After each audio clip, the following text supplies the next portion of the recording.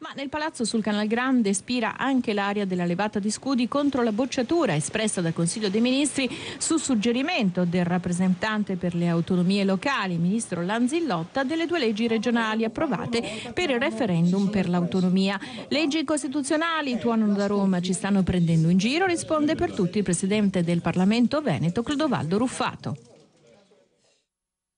Ed ora abbiamo qui l'ospite questa sera perché si parla appunto di queste leggi regionali per il referendum dell'autonomia che sono state bocciate dal Consiglio dei Ministri e dal ministro Lanzetta. Mi ha corretto durante il servizio il nostro ospite. Do il benvenuto a Alessio Morosin di Dipendenza Veneta. Buonasera e benvenuto. E ai telespettatori. Allora, sono state bocciate queste 2 leggi regionali. Lei è scandalizzato. Noi abbiamo detto leggi che sono state bocciate perché incostituzionali, ma anche quella per fare il referendum. Siamo precisi, sì. Non sono state bocciate. La legge sta manifestando tutti i suoi effetti come prima. È stata solo impugnata dal governo, il quale ritiene che sia incostituzionale. E cosa significa impugnata dal governo? Vuol dire che il governo vuole che sia la Corte Costituzionale a valutare e a decidere in ordine alla legittimità di questa legge. Noi riteniamo che sia una scelta sbagliata perché non è impugnata una legge, qui si impugna il diritto dei cittadini a esercitare democraticamente un'opzione che è quella della consultazione sul tema dell'indipendenza. E tra l'altro lei sottolinea che il governo impugna la legge e rimanda quasi la decisione alla Corte Costituzionale, però una decisione sulla legittimità o meno di questa legge in realtà non spetterebbe alla Corte Costituzionale italiana, bensì... Non spetta, dico io. Mi arrogo questa responsabilità. Non spetta alla Corte Costituzionale perché? Per una ragione molto semplice, se possiamo dirla ai telespettatori. La legge 16 è una legge pensata in esercizio del diritto di autodeterminazione che ha il popolo veneto. Quindi è incardinata dal punto di vista giuridico nel quadro di quello che è l'ordinamento internazionale. Quindi è extra ordinem all'ordinamento interno, è al di fuori. Allora qual è il punto? Altro aspetto, e sono pochi, gli stessi che scrissero la Costituzione tolsero, dapprima inserirono, poi tolsero nella bozza del testo la norma, era l'articolo 50 secondo comma, che prevedeva il diritto di resistenza ovvero di autodeterminazione.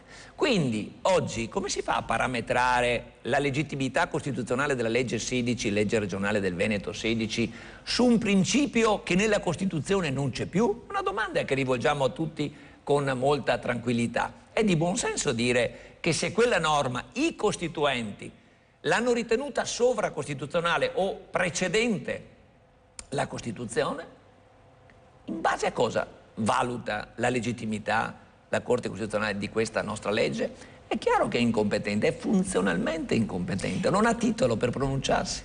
Tra l'altro lei in un comunicato, perché lei è anche un avvocato quindi ha esperienza di legge, ne parla a pieno titolo, lei sottolinea in un comunicato che ha diffuso oggi anche il fatto che diceva al Presidente del Veneto, Luca Zaio, anche ai rappresentanti delle istituzioni che hanno varato questa legge, non fate ricorso perché non ha senso di... No, non è che devono fare ricorso. Quando ha già fatto ricorso il governo, certo. Se vi costituite, non costituitevi per difendere la legge nel merito, perché in questo modo che cosa fa? Legittimate la Corte Costituzionale, di cui invece dovete contestare la competenza.